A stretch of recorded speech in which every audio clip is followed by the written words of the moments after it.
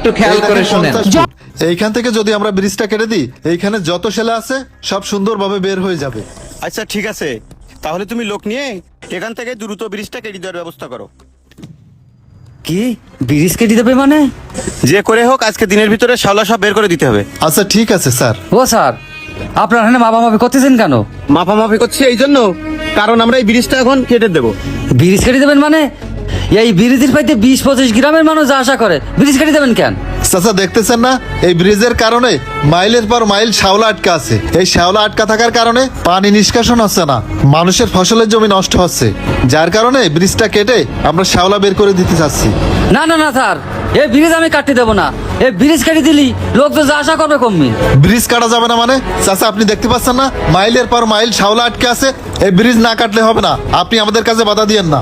ও চাচা, এই জায়গায় কি আইছে? পুলিশ আইছে, কারণ কি? যাক রাহান, পুলিশই নাকি এই ব্রিজ কাটি দেবে। ব্রিজ কেটে দেবে মানে? না না ভাই, এই ব্রিজ কাটা যাবে না। দেখেন ভাই, আপনারা প্রশাসনের কাজে বাধা দেবেন না। প্রশাসনের কাজে বাধা দিলে কিন্তু আপনাদের নামে মামলা হয়ে যাবে। আমাদের কাজ আমাদের করতে দিন। ভাই, আপনারা ব্রিজ কাটতে চাচ্ছেন তো? আচ্ছা ঠিক আছে, কেটে নেন। আপনারা আগে আমার কথাগুলো শোনেন, শোনার পরে আপনাদের বিবেকে যদি বলে ব্রিজ কাটতে, তাহলে আপনারা ব্রিজ কেটে দিয়ে যায় নেন। ভাই, আমাদের এই গ্রামের চারপাশে নদী।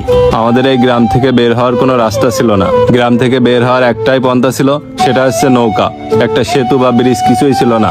নৌকায় যাতায়াত করতে যেয়ে বিভিন্ন সমস্যায় পড়তে হতো। নৌকা ডুবে যেত, নৌকা আসতে লেট হতো, ঝড় বৃষ্টির কারণে নৌকা চলাচল বন্ধ থাকতো।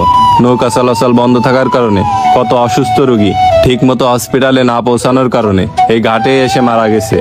ভাই, আগে যখন আমাদের এই ব্রিজটা ছিল না, তখন আমাদের এই গ্রামে কেউ মেয়ে বিয়ে দিতে চাইতো না, কেউ বিয়েও করতে চাইতো না যাতায়াতের অসুবিধার কারণে। আমাদের এই পারে ভালো কোনো স্কুল নেই। আমাদের বাচ্চাদের লেখাপড়া করার জন্য নৌকায় করে ওই পারে যেতে হতো। নৌকায় যাতায়াত করার জন্য আমাদের বাচ্চারা ঠিক মতো দুর্ভোগ সইতে না পেরে আমরা এলাকাবাসী টাকা কালেকশন করে এই ব্রিজটা তৈরি করি। আমরা অবহেলিত ছিলাম, কেউ কিন্তু এসে দেখেনি, কেউ কোনোদিন একটা টাকা সাহায্য করেনি, এমনকি সরকারের কাছ থেকেও কোনো আর্থিক সহযোগিতা পায়নি। ভাই, আপনারা তো করছেন এই ব্রিজটা কেটে দেবেন। আপনারা কি জানেন এই ব্রিজের উপর দিয়ে প্রতিদিন হাজার হাজার মানুষ যাওয়া আসা করে? আমাদের এই ব্রিজটা ঝুঁকিপূর্ণ অবস্থায় আছে। ব্রিজটা মেরামত করার জন্য প্রতিদিন মানুষের কাছ থেকে 2-5 টাকা করে তুলি, অনেকেই তো দিতে চায় না। আপনারা তো শ্যাওলা বের করার জন্য এই ব্রিজ কেটে দিতে চাচ্ছেন, কিন্তু এই শ্যাওলা বের করে দেওয়ার জন্য প্রতিদিন এই ব্রিজে 8-10 জন করে লোক খাটে, তাদের মিনিমাম 5,000 টাকা করে দিতে হয়।